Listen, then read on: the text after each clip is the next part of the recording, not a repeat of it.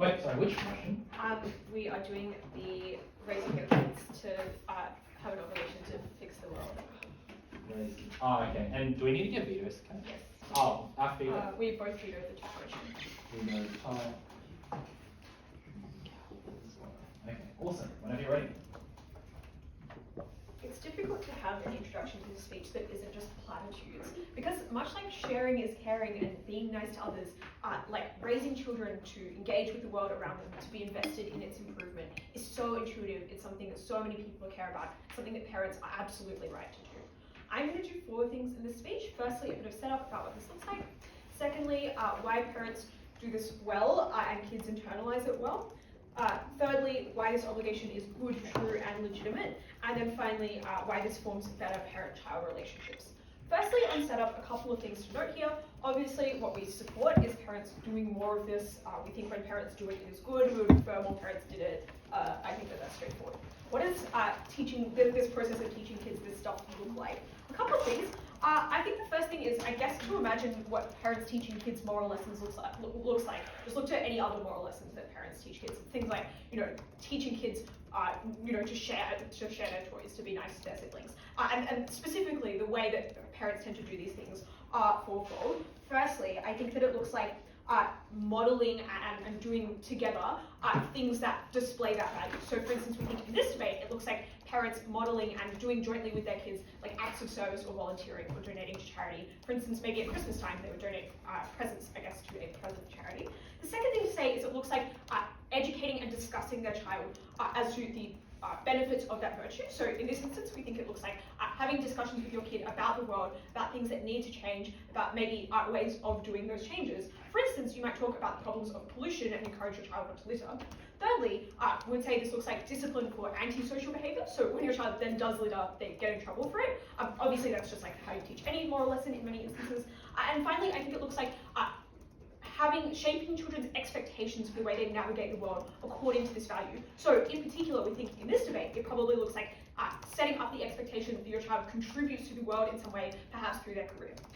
The final thing I would note is I think that the overarching thing that occurs through all of these different lesson teaching behaviours is to teach children the value of other people, the value of the world as a whole, rather than, I guess the contrasting value is to do good things perhaps, but to do it for more selfish or more immediate reasons. That is to say, you should not steal or you should share because it benefits you and those immediately around you. So we think that is the counterfactual. We obviously think they're allowed to teach moral lessons, but the moral lessons we want to teach are ones which are with reference to the value of other people in the world. Final thing to say is I think this is very likely to be child-friendly and age-appropriate for the reason that parents are highly equipped to teach moral lessons to children that are age-appropriate, and also that many of these moral lessons are very easy for children to understand. It is easy to understand that you ought to be kind to other people. It is easy to understand that the world around you could improve and that you could be the one to do it. All right. On to substantive then. Firstly, why is this done well? 3 parts to this argument. The first thing I'm going to explain is that children extract good lessons from this pedagogy, even if parents don't do it that well. Secondly, I'll explain why parents do it well. And then finally, I'll explain why this is kind of permanently internalized or why it sticks. Firstly, why kids are able to extract good lessons, more or less however you teach this. First thing to say is it's really intuitive and tangible. As I said, children at the ages at which moral lessons are being taught are growing up with increased awareness of the world around them. They're starting to notice that there are other people who also have feelings, other people navigating the world, like also, I guess, animals and trees and shit as well. And so they are interacting with the world in a way which I think is formative. And that means that they can understand that world can change and can improve. So I think that this is something which children are just sort of able to see. The second thing to say is that children do a lot of pattern recognition. And so when they see their parents constantly telling them messages that are about how important other people are, how important it is to help other people, I think it is just the way that children's psychology works, to internalize that as a pattern that they should follow. Something, and the pattern there clearly being, you ought to help others, you ought to make the world a better place. The third thing to say is that it feels good and is socially rewarded, and also like DNA dopamine rewarded to help other people. When you gain kind of social connections, when other people like smile at you as a result of you doing a good thing, you get a reward. I think that means that kids quite intuitively extract the lesson that you ought to help the world around you. I guess the role of parents then is in instructing them that that good feeling you get when you do something nice is about helping the world. It's not just about getting a good feeling, it's not just about looking good, it's about helping the world, and I think that's where parental instruction comes in. Secondly then, why parents do it well. Firstly, they love their kids and understand their kids quite well, which I think means they have a pretty high capacity to like tailor messages to their kids. Secondly, the set of things that world are not really that polarizing, particularly the set of things that are easy to teach children. Clearly this looks like, I think, having a level of concern about, for instance, people who are poor or the environment. I think that those things aren't super controversial. They often exist more or less across the political spectrum. The third thing to say is that parents directly benefit when their kids act well, and so they have a really, I don't know, they just don't want to make their kids, they're not going to do this perversely, I suppose. The fourth thing to say is parents have lots of practice and on either side of the debate communicate moral lessons. I think it is reasonable for us to suggest they do that well. And finally, I think that there is an increasing set of information desire in the world to have children who are a bit more socially aware. It's more and more common to have books that are like how to raise a boy that is not sexist. And so I think parents increasingly have access to information to help them do this really well. Finally, on why this is internalized, well, children love and respect their parents. They are impressionable and going through a formative stage that changes the way they see the world. They do not have an underlying moral value that has to be overridden. And a lot of these things are kind of socially reinforced as well, which I think means that it is very likely that as a result of parents shaping their children's early childhood, or I guess teenagehood as well, in this way, in a way that constantly reflects back to the world, constantly explains that helping the world is something you should do, that becomes kind of melded into their patterns of behaviour. They become someone who cares about the world more than they otherwise would. Second thing I'm going to explain is why this obligation is good, true, and legitimate.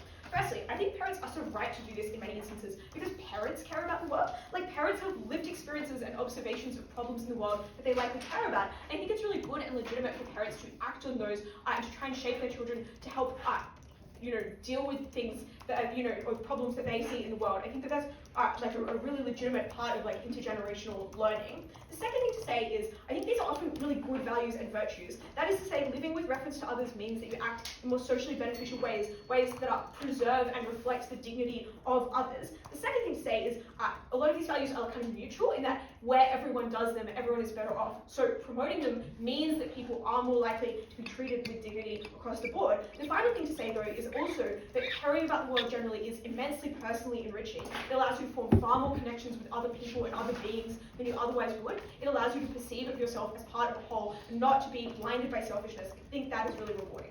Third thing to say is this is a legitimate obligation, which is to say you get things from the world and owe stuff back. And those things you often do not earn, they happen pretty accidentally. And that's not just people you know, it's not just the community around you. There are non-humans, there are people you do not know who are profoundly impacted by your existence and who deserve some sort of mutual respect from you. Additionally, we'll just note that there is an opportunity cost to being selfish. It hurts future people, it hurts people who you do not know. I think that you do have some obligation to care about others and care about the world generally. The final thing to say is just that the kind of things that people are likely to do as a result of this are good. It's things like donating or volunteering more. It's things like interpersonal kindness. It's things like making career choices not to become like a fucking consultant or something because you have an aspiration to be more than self-rewarding. You have an aspiration to shape the world in a way which improves it for people who do not necessarily know, improves it for the earth. So I think that is to say that this is a good obligation and one we ought to promote. Finally, very quickly, why this forms better parent-child relationships. First thing to say is I think that this means that parents are likely to be engaged in modeling care for the world, and that is something which often allows kids to respect their parents more than they otherwise would, and means that parents are nicer and more considerate to children. I think it also means that children just have a really wide variety of ways to earn the respect of their parents. Like, this is a particularly heterogeneous way to get your parents' approval. There are many ways that you can improve the world, so I think we prefer it to many more specific ones which are often more comparatively impressive to kids. All those reasons are so important.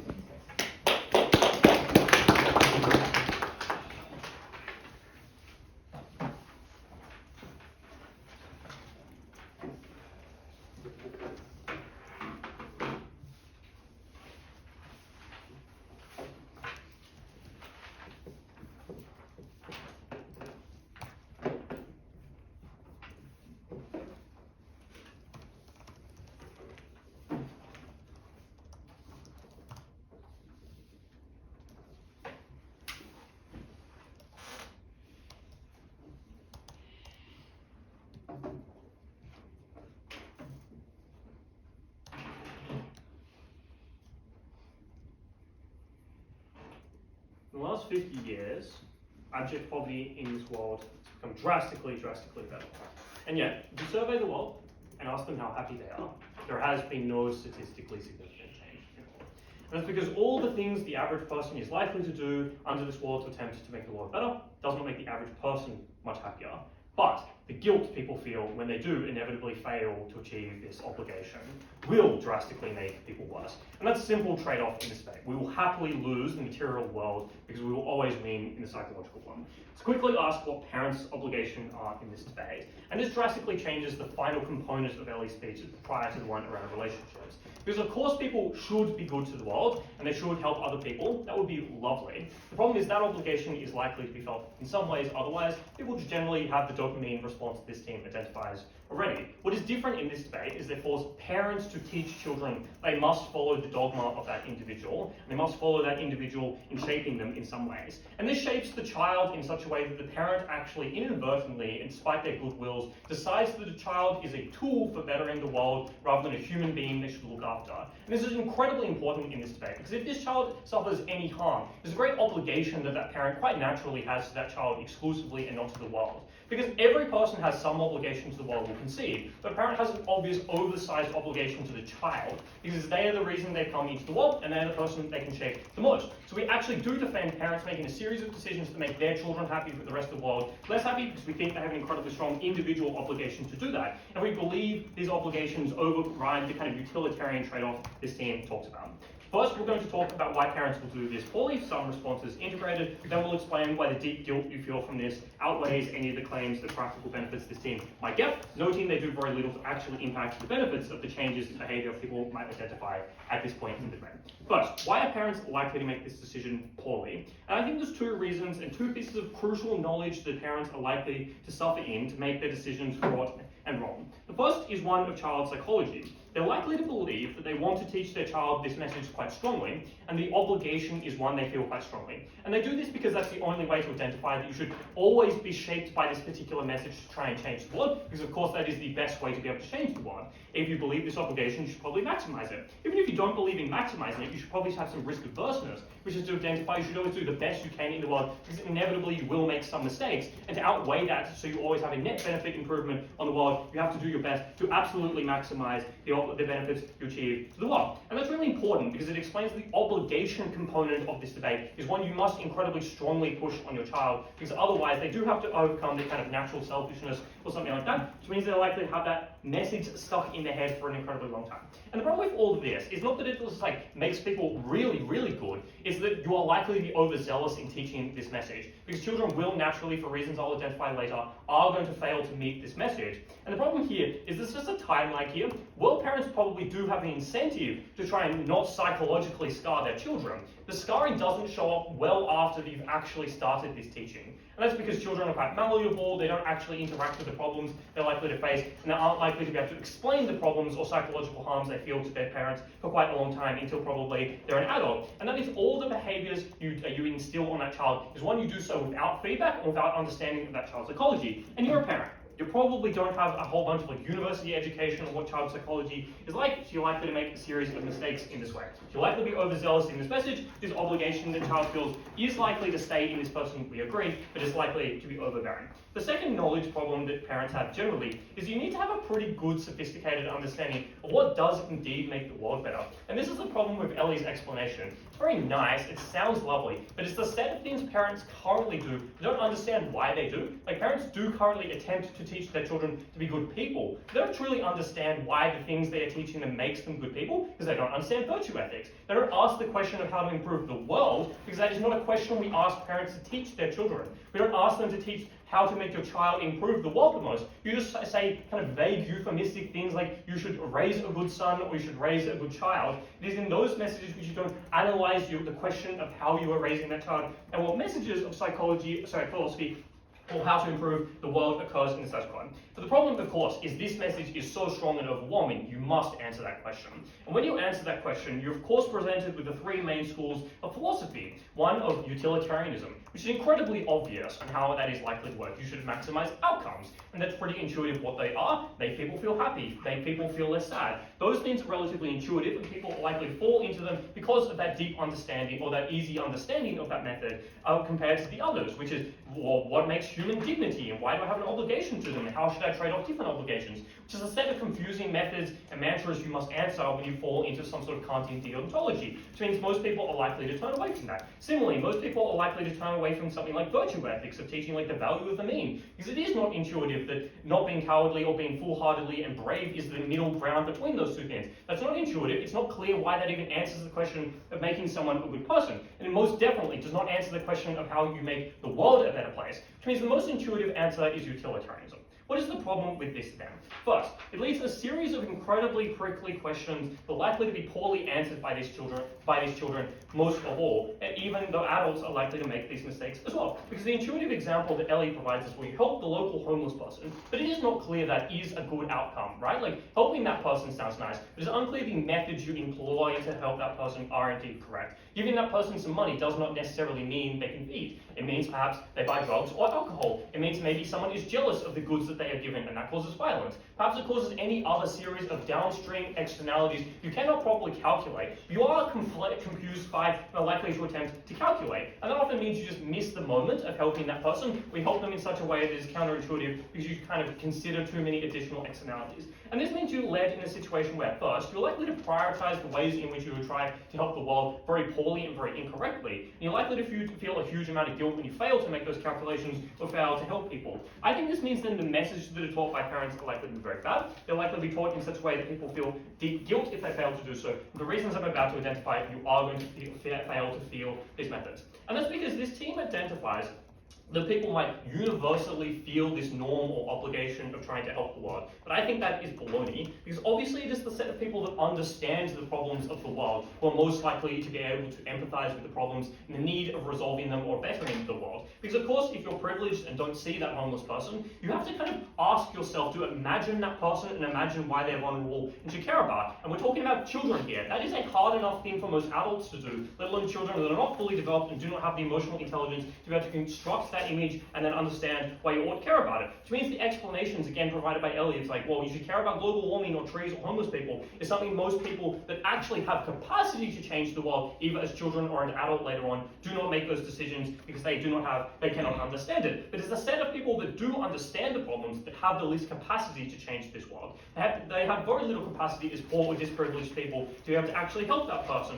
to be able to change political methods or actually achieve any of those things. Which means you fail. You fail and you feel terrible, because the great problem of being a child is your little capacity to change anything about your world, the things you're likely to feel quite powerless. And now you're asked to solve a much bigger problem than trying to ask that bully to share a toy with them or make sure you get through school. You're asked to improve the world. And that's a terrible and incredibly hard problem I don't think I can solve, let alone a 10-year-old. Which means the helplessness and the anxiety that's likely to be induced and permanently ingrained in you is so much stronger. When you fail to meet those goals and you feel like those goals are one of the shaping things you should do as a person, because your parents told you so. Very proud of you guys.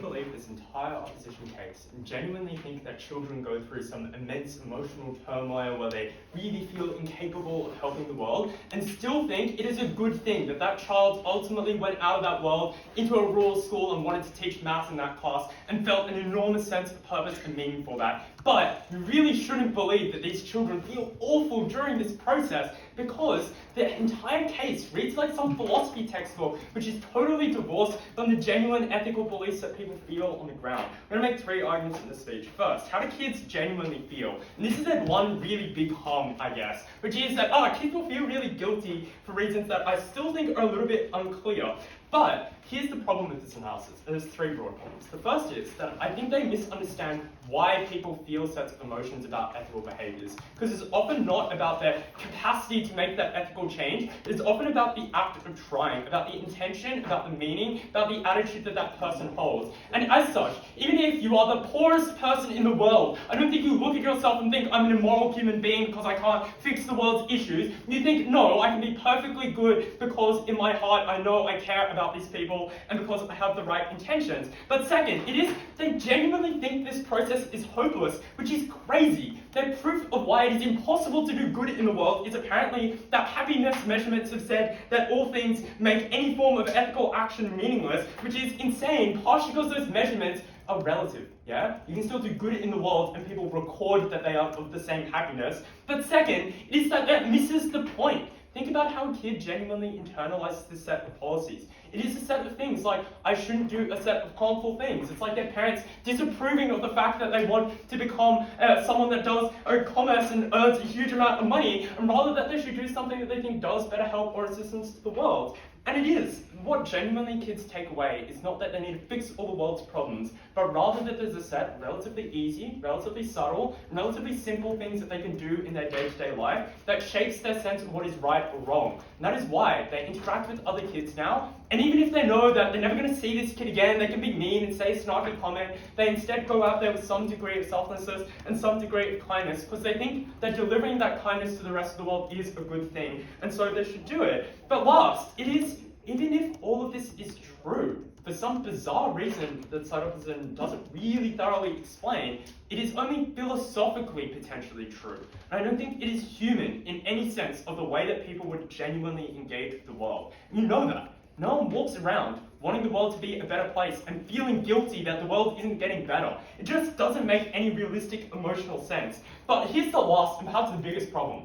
Is they go so much about, this would be miserable, you feel awful, and they never defend what they think kids should feel instead. Because what they think is that kids should steal their hearts, they should be callous, that they shouldn't ever want to open that heart to that person on the street that is suffering. And I just don't understand. You've replaced guilt with a sense of hard emotionlessness. I think that is far worse for the richness that kids genuinely experience in their life, far worse to the sense that just opening your heart and feeling sets of emotions is a liberating experience, even if it is painful, and even if you feel somewhat incapable. I think you get genuine benefits, even in the literal, absolute best case for slight opposition, let alone when these kids genuinely do things that are good in the world. Let alone when kids don't feel guilty, but they genuinely do feel like they've made a meaningful difference and have done good. So, second, is a question of, do these parents teach this thing kindly to kids? And I'll note, we don't even need to win this question, not in the slightest, just because you think this is perhaps one of the easiest messages to teach in the world. Yes, there are bad parents,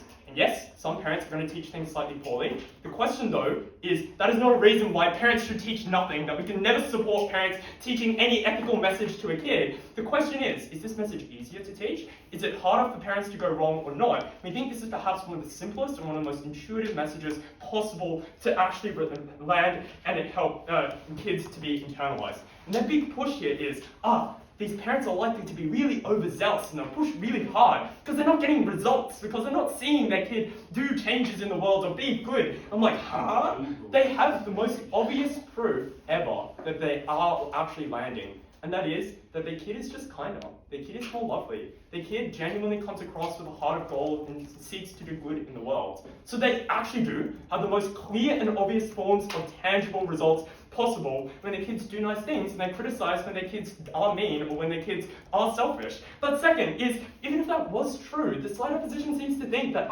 parents will be really overbearing, like kids will make mistakes and parents will be really mean with this. And I'm like, guys, parenting is not a science where you need a philosophy degree and perfect information to teach this is how deontology works to your child. It's a vibe, it's an attitude, it's about teaching a series of attitudes and genuine intentions in kids. And that is all of our explanations of what this looks like. It's parents role modeling sets of good behaviors. It's parents telling their kids that these are the types of careers that they approve of in society. And genuinely, if we get one less commercial lawyer in this debate, instant victory for us, right? So we think it is just a benefit that parents, yes, don't perfectly have this down to a clinical science with enormous sets of information, but they absolutely are capable of telling their kids, this is the attitude that you should have in your life, and that is what is internalized in effective ways. But last, It is, they say, we're going to make kids consequentialist, and kids are not very good at being consequentialist. And this argument has two very obvious problems. One, why on earth would your kid be consequentialist? Can be all sorts of sets of beliefs and still believe the world will become a better place. But two, and perhaps more problematically, it's just insane to think that everyone who believes in consequentialism can't achieve that factor. Like, the vast majority of human beings don't do a philosophy degree, but can still engage in ethical beliefs and ethical theorizing on their own human interpretations. And the reason why is because they know that all of these different factors, their virtuousness, their intention and their attitude, but also the action that they're doing to someone, and also the consequences of that action, all those seem intuitively to play some part in the moral calculus. And as such, for most kids and most parents, they don't overtly tell their kid to be consequentialist. They tell their kid to be good people, and kids internalize that by working out a set of attitudes, a set of actions, and a set of consequences that they think they should strive for. And it's unclear why kids can't develop and learn these sets of morals on their own over time, particularly with sets of parents that are there to help guide them through that process. And again, it need not be perfect. Ethics isn't perfectly rational. You'll leave a philosophy degree and have no clue which ethical theory is the correct one. What you need to believe is that parents give their kids some degree of moral compass. They give their kids some expectation that they should be kinder and more selfless and more empathetic in the world. And we've already won this debate because it isn't a perfect science and it shouldn't be treated as such. But last is, I just think, even if you believe at the end of all of that explanation that parents teach this a little bit meanly and some kids feel a little bit bad, I don't care. And I just don't think they've proved it. The reasons are, firstly, because we think that the benefits that kids feel in this set of emotions significantly outweigh that. Not just my explanation about some richness of emotion is more important, but genuinely because there are people that make enormous personal sacrifices to the rest of the world. They go out there being climate advocates, making enormous personal sacrifices to their financial well-being and to their sense of time, but they do those actions with a huge sense of purpose and meaning. And I just don't understand why, even if you think that kids feel a little bit bad, why that sense of genuine, I'm doing something good for the world does not outweigh that sense of benefit. But even if you cared about that question, why parents just don't feel way better when they can actually teach their kids about a series of lived experiences that they've had, about a world that they wish that their kid could help resolve, and about why we just don't get kids that pursue careers that are more altruistic, where they genuinely feel better in that career that feels less transactional. So we get kids that feel much better, we get kids that actually feel, and that is why we take this today.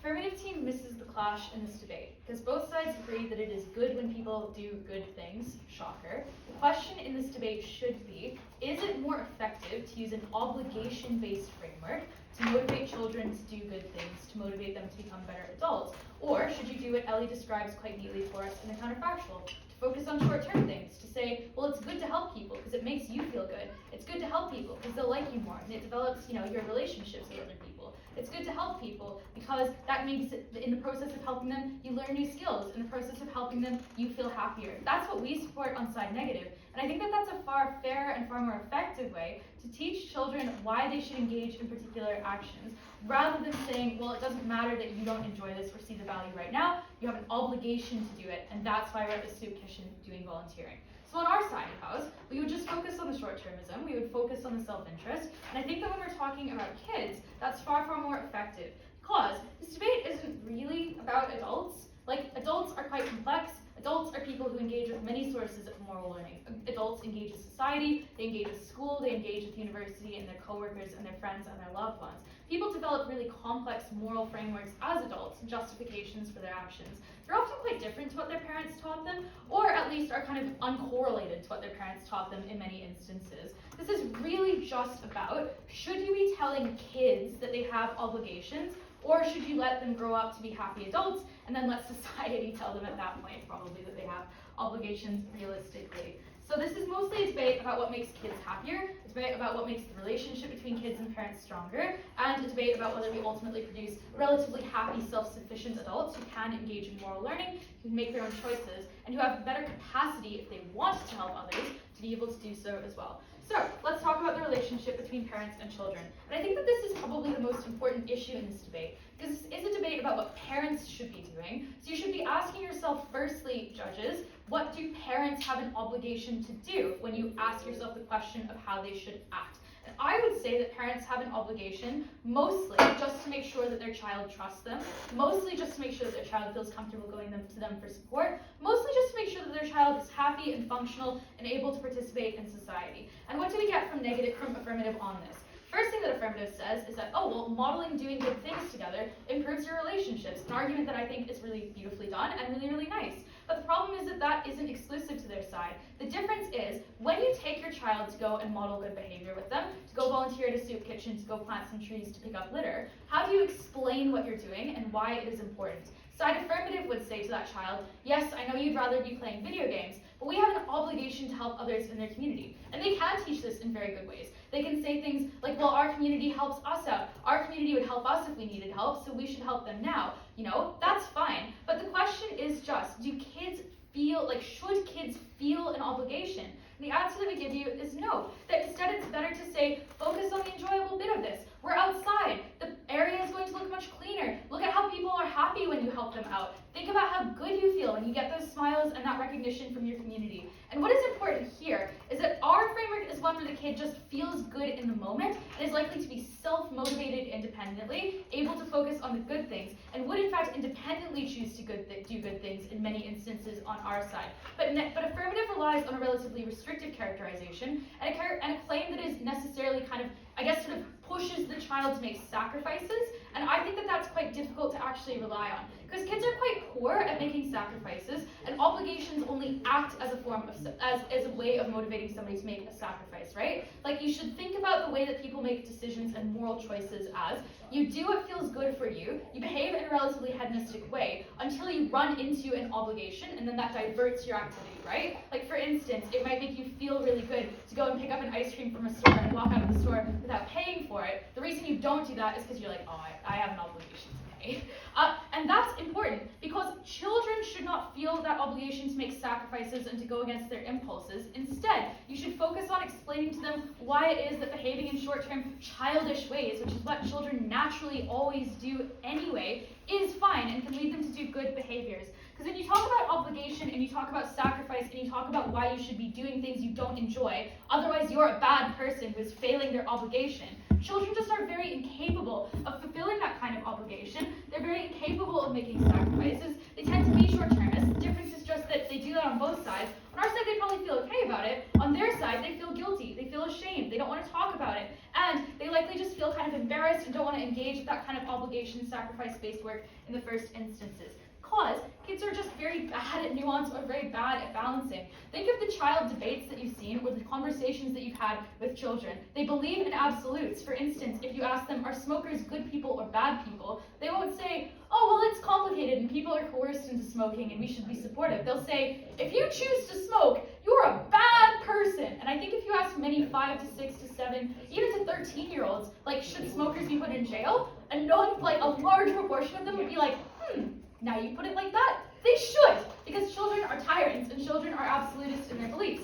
Similarly, most children would tell you things like, criminals are evil people, and if you steal, you should go to jail for 50 years. That's just something that kids believe because they don't have sophisticated morals and they're not complex. They care deeply about being good. The things that distress children the most are when you say, you've done something bad, you failed in your obligation, you're not a good person. And on our side, we would never use that type of language with the kid. We would just say things like, but doesn't it make you feel happy when you help other people? Why, don't you think you would enjoy it if you volunteered? Don't you think you would feel really good about yourself if you picked up the litter? That's far more effective at actually incentivizing them to do that good stuff, to get into those happy, healthy habits early on that they're likely to carry on later into their lives, that they're likely to act on as adults. Because otherwise, they're more likely to just, fail to fulfill the obligation and feel quite bad about it. The last thing to say about this, though, is that this is more than micro-level impact. Because when you teach an obligation to help the world, it's very, very challenging for children to understand how they can do that, but they're likely to try because you've taught them that they should.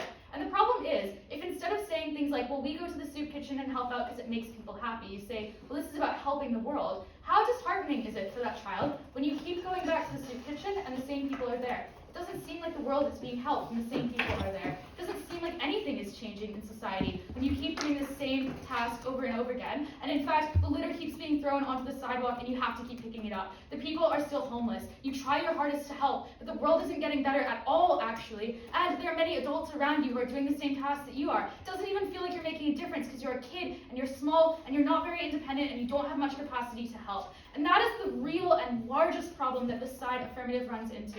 Because when you teach children that they don't just have, that it isn't just nice to help others, but that they have an obligation to help the world, and they try to do it and they fail, that is the easiest way to teach a child, to make them aware of the fact that the world is very flawed, and in particular, that they are helpless to actually change anything in reality, because they see that play out around them, and they're far more conscious of the problems of the world on side affirmative as well. Which means that I think that many of those children become cynical, many of them become anxious, many of them resent this work. They don't want to be confronted with the problems of the world and their obligation that feels so enormous every weekend when you take them down to volunteer. Instead, they dread those trips because it fills them with a deep sense of horror, a sense of failure, that they're unable to help, that they're not making the world a better place at all, which is why they're likely to disengage from those types of modeling that side affirmative supports and never want to do them into adulthood. To be a consultant, to work in bloodless work, to never have contact with emotional labor, because it's so unpleasant and it reminds them of that sense of helplessness that they felt as a child. You would never want to do that work when you feel that you have this obligation and when you're never taught to just enjoy it for what it is, for making people happy, for bringing smiles, to making the world a better place, which is what we stand behind and what is far more effective both for children, their relationships, and their understanding of the world.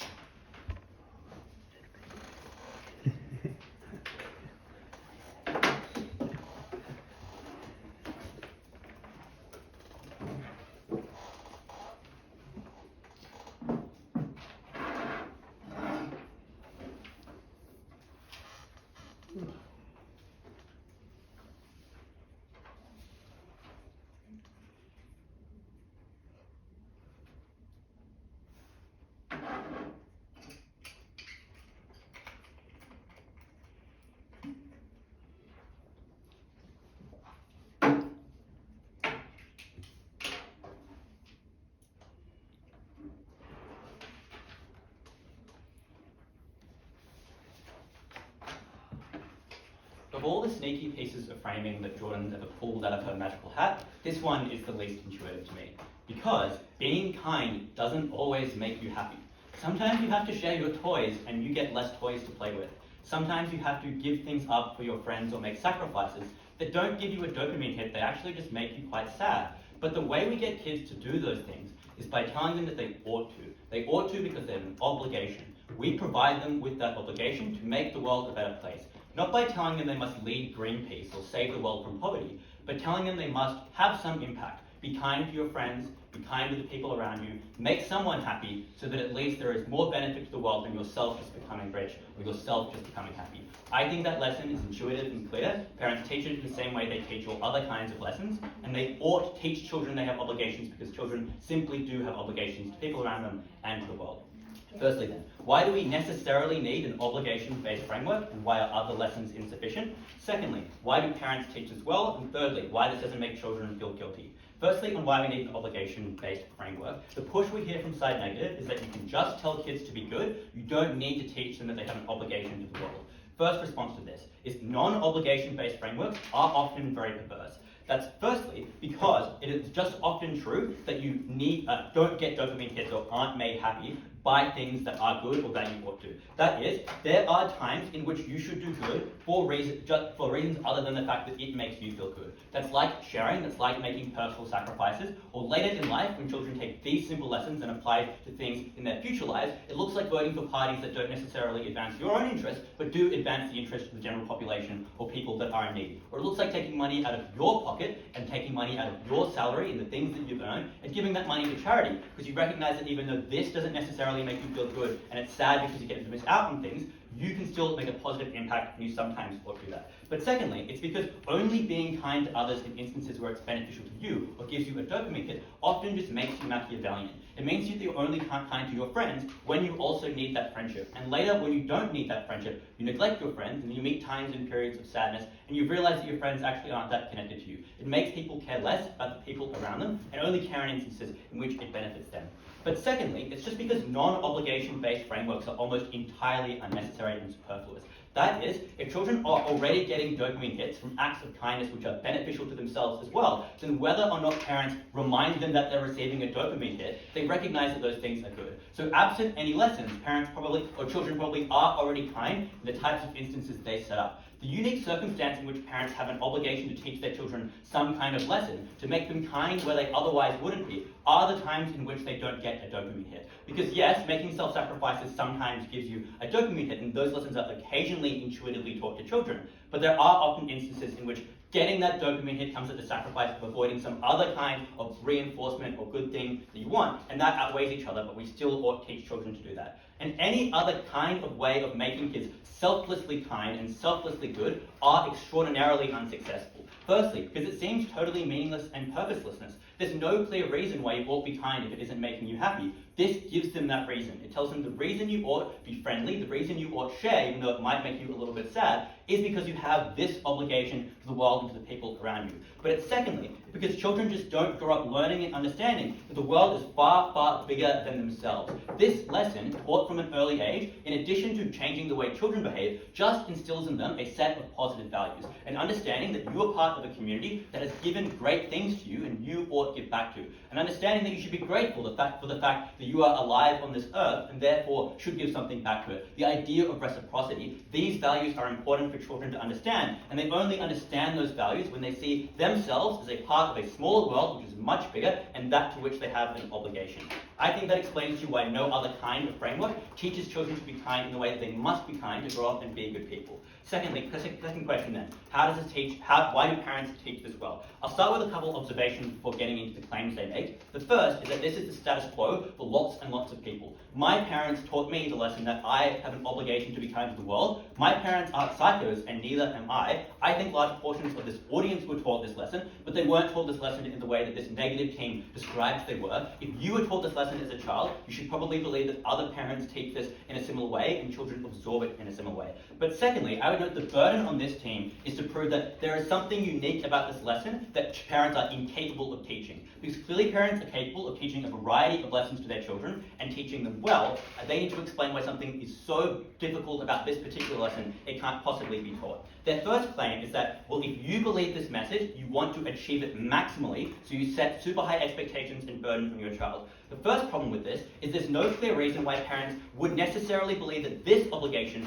supersedes all others. That is, if a parent believes they have an obligation to make the world a better place, it's unclear why they don't also have competing obligations, like the special obligation they have to their specific child, which means that they understand I ought not put insane burdens on my child, or I ought not make them feel like they must be totally self-sacrificing and devoting to the world around them, rather than showing any care for themselves. But secondly, it's just because people don't engage in principles, with principles in this way. That is, even the most heartfelt principles that I believe in, I don't believe in to the absolute max, and I certainly don't go around trying to force other people to believe in those principles to the absolute maximum. Second claim they make then is that you would not be able to tell you were scarring your child in the moment until it was far too late. First issue with this is I think it's intuitive how to avoid scarring your child. That is, even if you can't see your specific actions are hurting your child, I think it's intuitive for the average parent to understand that if you put expectations on your child to solve world hunger or solve issues that they have no control over, that's going to have some harm on them, and most parents probably wouldn't do that. Secondly, it's because there are obvious early warning signs if you're going too far in scarring your child. That is, childhood trauma doesn't just manifest when you're an adult. You can tell when your child is stressed out. You can tell when your child is sad, and you can recognize those things before later in life and adapt. But thirdly, it's because parenting is taught intergenerationally, which means even if one parent was incapable of recognizing that they were scarring their child, they tell their children how to raise their children differently, and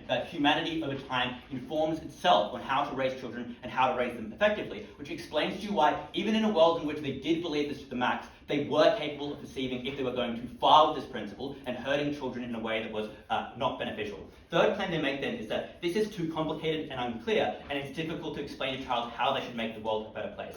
First problem with this is that parents simplify things for their children all the time. They just engage in simple actions. Yes, it is extraordinarily complicated how we should solve some of the world's most difficult issues, but it's unclear why parents have to put that complicated mess into their child's minds and wouldn't focus on the simpler, easy ways that their child could make the world a better place. For example, being kind to their friends, sharing things, donating to charity, probably yes, just giving some money to a homeless person without overthinking it. But secondly, it's because I really just don't believe that it is that complicated to make the world a better place. Issues like climate change are kind of transparent. Vote for left-wing parties that are pro-climate change policy. Things like making other people happy are intuitive. You do kind things for them. You give gifts to them. You perform acts of service. I don't think it's true that it is as complicated to make the world a better place as they claim. The third problem with this is, and I think that explains to you why it's quite intuitive.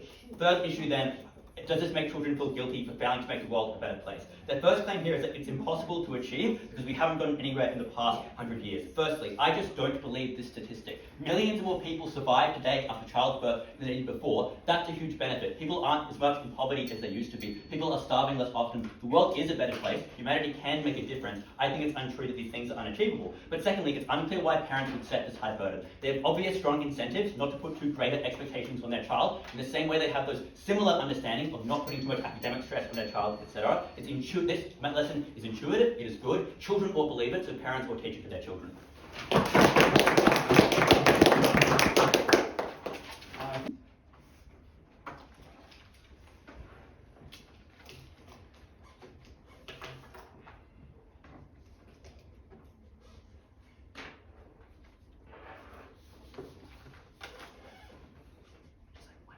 you have water, Ollie? One useful thing you could provide right here. An husband. Thank you. Okay.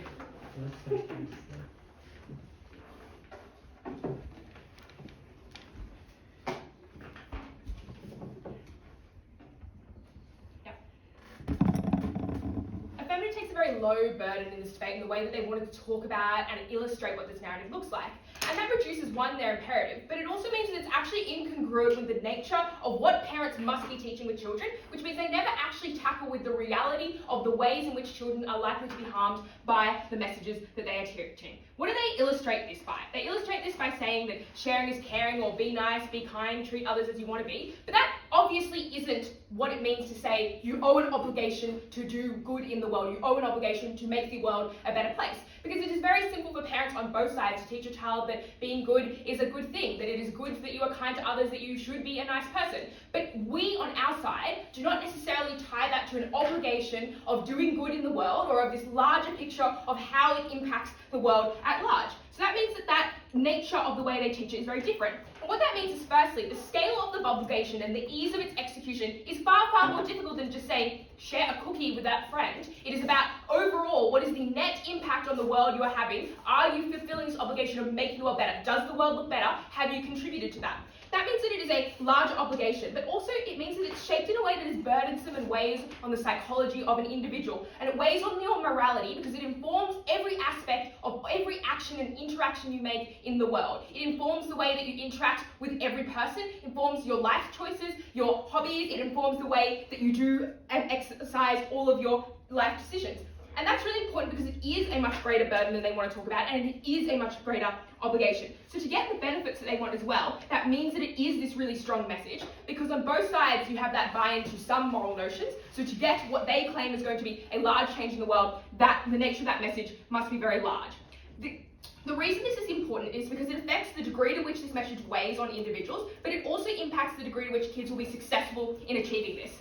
And that proves why the harms that they achieve are external to the ways in which they're taught. That is to say that even if you teach very nicely that you should do good for the world and you don't use the stick method too often, you are still imposing a burden that will lead to the feeling of guilt, the feeling of helplessness, and that is something that is hugely harmful. So why will individuals fail? Because this sets up the rest of the debate, which I want to talk about, around the legitimacy of the message that they teach, why they teach it very poorly, and why it is far better on our side.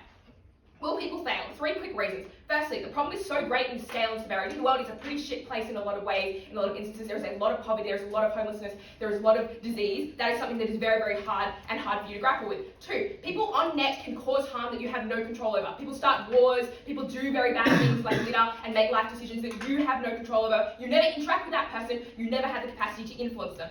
Thirdly, the very nature of the obligation is indefinite. The world can always be better. It is a never-ending obligation. You never cross the finish line to feel good. When you share your cookie with someone, you feel immediate gratification because you have done that sharing act. The idea of making the world a better place is indefinite because you can never fully make the world a better place because it can always be better and there's likely always some harm that is ongoing in the world. Is their message therefore legitimate? Let's talk about that now. The parent's obligation that we push from the very start is to maximise the quality of life of their child. They are the sole figure in that child's life whose role is to make them a happy individual, whose role is to cater to all of their needs and make them grow up in an environment that is loving, caring and nurturing. That obligation is incompatible with the way in which parents ought to be assisting their child to maximise their quality of happiness. Why is that? Firstly, it teaches you that you must always seek to improve the world and that when you do not, you have enacted a failing in the world, a moral failing. And it is taught in a way that teaches you to prioritise avoiding these failings above your own interests and above your own self. That means that you make choices that are detrimental to you. You put your own happiness and your own interests to the side. That is a harm to a child as they're going through childhood, but it is also a harm that is enacted irreversibly and ongoing into the future as they continue to make life choices based on these messages. Secondly, when the world isn't perfect, which I've just told you is highly likely, you feel a failure on a sense of moral guilt, which is one that's very hard to grapple with. Moral guilt is not one that can be equally worked through. You often need a lot of access to a lot of psychologically skilled individuals who can help you overcome trauma, who can help you overcome guilt and happiness. It's not one that is as easily fixed as like putting a band-aid on an injury. But it also teaches you that your helplessness is a very real reality. For a child, that is a very difficult thing to confront, and it is something that is not something they should be exposed to. Note also that we tell you down the bench to no response. This impacts the most vulnerable children, the children who are most exposed to poverty, the children who are least likely to be able to access the tools in which to better the world. That is incredibly harmful because they are, one, most aware of these problems, they already experience suffering, they already suffer from the ways in which the world is a bad place. But you now burden them with the role of remedying it. They are now used as a tool through which they should alleviate their own suffering and oppression, and when they do not, it is their moral failing. They are harmed by that immorality of that remedy, and that is incredibly bad. The next thing to note also is that you create a sense of guilt and helplessness, which actually causes almost like a sense of paralysis when it comes to making decisions, when it comes to enacting good in the world, because it impacts your everyday relationships. When you are burnt out, when you are stressed, when you are unhappy, you are less capable of adding meaningfulness to the lives of the relationships around you. You are less likely to be a good friend. You are less likely to help individuals. You're also just less likely to reach out generally to people. You might even disengage to evade that guilt. That is something that is incredibly harmful. Note also that this all gets worse when it is taught poorly, but those harms exist regardless of how it is taught because they are inherent in this very message. Why does this matter the most in the debate? Because firstly, it is the role of parents to be uniquely involved in the formative development of their child to achieve their happiness. No one else will enact that role. No one else will fulfill that. That is why it is so problematic when parents do not fulfill these things. But secondly, there are so many more important aspects to the relationship between a parent and a child. They look like not feeling like a failure in your parent's eyes. That looks like your parent being someone who reduces your suffering and shields you. That means that we want to prioritize and preserve the nature of this relationship and that vigor. Note also that it harms the ways in which, secondly, you're likely to be taught to be a good person by your parents or elsewhere in society, which means that you can still get individuals enacting good into the world, so you all prioritise the parents not harming their children because they could be taught to be good in other ways. Fourthly, there are also solutions to these global problems that can be fixed elsewhere external to the individual. That is the fact that most of the developing world's poverty alleviation comes from corporations through profit incentives trying to invest and trying to develop consumer markets, etc. That is why you ought to prioritise the preservation of the way in which the child-parent relationship operates and preserve the happiness that parents can uniquely offer to their children. Why are we also likely to get better people or children on our side? The first thing to say here is that we still teach you to be a good child. Parents are incentivized to do that either because they want their child to be good so they're not a little shit to them as they grow up, or secondly because they want their child to be good because society values that, they want their child to succeed in the society. So that means that they're likely to still teach that. But it's likely to be taught in a far more effective way. Firstly, because you teach it in a way which engages the child's own interests and own self-interest into the equation so that they feel that there is a reason to do it that benefits themselves. That's really important because often do only really want to do things that benefit themselves, and that means that they are more likely to be enthusiastic in engaging in these activities, do them to a better extent, do them more frequently, but also to be encouraged to be ingrained with this habit going forward, because they do not have any internal resistance to the nature in which they are being taught and having this message imposed upon them. That looks like when you're an adult and you're thrust into a very difficult life with a lot of obligations, choosing to do good because you feel like it does good for you, it does good for people you care about, it does good for a world that you value and you feel like you are happy to be a part of. That is the world that negative achieved for you without all of the harms of helplessness and guilt. Do not underweigh the ways in which guilt ruins a childhood. That childhood is precious. That childhood needs to be protected by their parents. So proud to the game.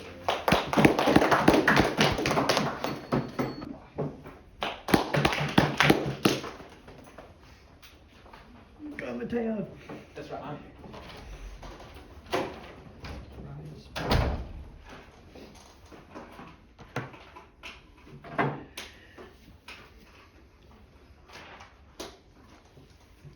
I feel the of your brain.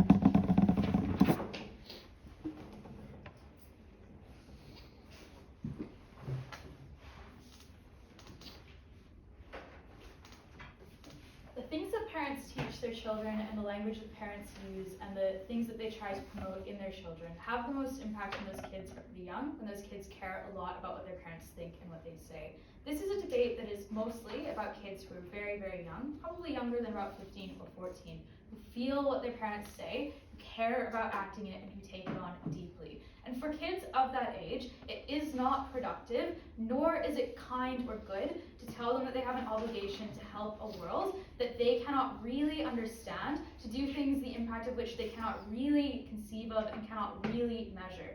Instead, it is better, far more productive, and far kinder for those children to just tell them that being good can be fun. Being good should be fun. It should make you feel good too. You should take pleasure in the smiles that other people give you, in the cleaner patch of grass that you've just created, and the beauty of nature that you've improved upon. This is the stuff that we do on our side. We remind these kids that this is the reason that we're doing these things, because people like it, because it makes us feel good. And that's an easy thing for children to understand. It's what makes them feel happy when they go and engage in the types of behaviors that Ellie describes. Because they're not there thinking, well, I'm here to go and make the world a better place, and I don't really feel like I'm making the world a better place because I don't really see how the world is changing because of my actions. Instead, they focus on just the things that they enjoy and on the feelings that they feel on the inside, that everyone feels when they help somebody else, that everyone feels when they're recognized by their society, or when they're able to make the world just a kinder or nicer, or well, not the world, but their neighborhood or their street a nicer place to be in. And that's why we tell you down the bench on side negative that you shouldn't put children in a position where they feel an obligation to help the world. The children who feel this the most deeply, the children for whom it really impacts their moral development and the actions that they undertake, are usually children who have the least capacity to help. So children who are the most conscious of the need to make the world a better place, who see the problems of the world because they're exposed to them, because they live in poor neighborhoods, because they're part of an oppressed minority, because they see this stuff because their parents deliberately expose them to it. Those children on side affirmative are constantly reminded of the insurmountable nature of those problems. They are aware of it in their daily lives. And the problem when you use an obligation framework is that that means that those children can't simply do what they would do on our side and say, well, it's okay if I'm not able to solve these problems. I feel good when I'm nice to someone else. I feel good when I volunteer and I help out, and that's why I do it and that makes me happy. Instead, they feel an obligation to do something that they don't really want to do, to constantly put themselves in the position of sacrificing, and they're frequently just reminded of their own helplessness and their own inability to actually fulfill that obligation. Which is why the arguments that this team makes about being more moral adults or better adults don't really make sense. Because most people do not alter their behavior as an adult on the basis of a lesson that their parents taught them when they were very, very young. Instead, people develop their own lessons and their own morality. And on our side, we think that that happens in a far more positive way. Because usually that development is informed by the things that you enjoy. It's informed by the feelings that exist deep within you. And on our side, the feelings that exist deep within these kids are that they are very conscious and very good at seeing the smiles, at seeing the individual things, at seeing the micro level impacts, which is why they probably choose to continue to volunteer on our side, because they were taught, this does feel good. This does make me happy. And as adults, maybe they willingly take on the obligation, but they do it as a result of choice, they do it as a result of happiness, which is why we win quite conclusively on both the relationship that children have with their parents, because the activities that they do together are fun and not obligation or sacrifice-based, and that means that they're far more likely to want to engage in them when they're adults, because they remember that fun and the joy and the smiles and the way that they made them feel when they were very young, the positive nature of those early forms of engagement. That is what actually motivates people. Which is why at the end of the day, when you're an adult and you have to make a sacrifice, ask yourself, should you focus on obligation? Should you focus on, yeah, I feel shitty, but this is my duty? Is that what makes people happy? And the answer is it is not. It makes people fucking miserable when they think about obligation, when they think about why they should make choices that hurt them, that feel bad. But on our side, you just don't feel that at all. You're more likely to focus on feeling good. You're more likely to take joy in doing things that you think are going to make other people happy or help them in some way. Which is why we get happier adults, more moral adults, but most importantly, we preserve the relationship between parents and their children and make those children feel far more engaged in the world, far more eager to help out. Proud to negate. Negative argues that parents should prioritize their own children's happiness over that of the rest of the world. And I think that's where we get, I guess, the easiest delta in this debate. Because parents shouldn't want their child's comfort to come at the cost of others. Parents should not teach boys to advantage themselves by wielding the patriarchy. Parents should not teach kids to hoard their possessions to themselves and those in their immediate vicinity. Treating others well doesn't always make you happy, but you should still treat others well. So, if an obligation to help the world is what stops that sort of selfishness and that sort of narrowness, we're immediately ahead. Two things in this speech, firstly on the psychological world and then secondly on the material world. On the psychological world, as I explained in that introduction, I think this is less important if it comes at the expense of others. I do not think that psychological comfort and safety is necessarily debate winning for side negative. But the key benefit that negative wants to claim in this debate is that in their world, children feel immediately short-term good and they're insulated from the ills of the world. I think there are three analytical problems with this argument. The first one is, I think it just relies on a conception of this narrative as requiring children to benefit the world on net, i.e. that the world is better now than it was like 2 minutes ago because of the actions you did. That's not really what the narrative requires. Like, it's that your personal choices and actions have a net positive impact. That means that all their material, which is like, oh, well, other people might do bad things which offset your good things, don't feel very effective to me, because I think that kids can understand that the stuff they're doing is positive. So I think you should rule that stuff out of debate. The second thing to say is I think they just rely on an unintuitive, paternalistic description of how parents do this. Like, to believe their characterization of parents, we have to simultaneously believe that parents don't really have an internal sense of ethics and good for the world. They're baffled by the words virtue ethics, and they just have no intuitions about how things should work. But also that they're cultishly obsessed with utilitarian bean counting, such that they compel their children into upsetting and uncomfortable situations. And that does not come easy to me, and I hope it doesn't come easy to you either. Just contrast this with our explanation of how parents do this and the kind of values they're likely to have. We tell you that parents have lived in the world and observed and sensed the fact that the world needs to change. That parents are themselves people who navigate the tricky issues of trying to improve the world. That parents do innately care about their children, and parents often have tricky conversations with their kids. That parents have compounding knowledge about how you should raise children to be good citizens. All of those things mean that I just think we give you a far more credible depiction of how parents are likely to do this in a way that is empowering for children. But I also just think that they are symmetrical. Notice how little work negative does to explain why the moral lessons that they describe don't also produce feelings of guilt and unhappiness. What happens when there is no positive response to an action you intended to be good? What happens when kids start to grow up and they realize that the world exists around them and that their parents have not sufficiently accounted for them? It's totally absent in their narrative because I think they're so short-sighted. Finally though, weigh that against the psychological benefits that we describe on side affirmative. That is to say, if you want to talk about bullshit happiness surveys, they pretty routinely find that senses of altruism make people happier. And we provide people with that. We provide people with a sense of themselves in the world around them. That was durable, that was pro-social, that was more important than their utilitarianism. Alright, on the material world, negative has a couple of approaches, but I guess they concede that it is good to try and help the world. What they try to do instead is to be like, we can get it to by making kids feel happy for doing good things. Charlie explains at length that this is insufficient and impotent. At best, it simply magnifies kids' existing urges, and at worst, it leans into their cruel and selfish ones too. I think that bulk of material just deserves like an actual response, not reiteration. Their other push is to be like, well, being pro-social and anti-poverty doesn't matter matter because the happiness line doesn't go up. Panel, if you buy this, I invite you to pass up on electric lights and Panadol. Clearly you should debate this, adjudicate this debate on other things than just happiness surveys. That is absurd. The final thing they try to do is dunk on how much more altruistic we make kids. But I just give you so much reasoning in my speech, so much detailed analysis about how people internalize lessons in childhood. They just have no detailed response to it. They are unresponsive to everything we discussed about the way that parents' behaviours shift. They do not respond to what we tell you about how this sets up children with better information about the world, makes them more curious about the world around them. And that means that we just do claim massive material world benefits, things that help people outside of people's immediate community, things that help the world. So proud to affirm. Alright.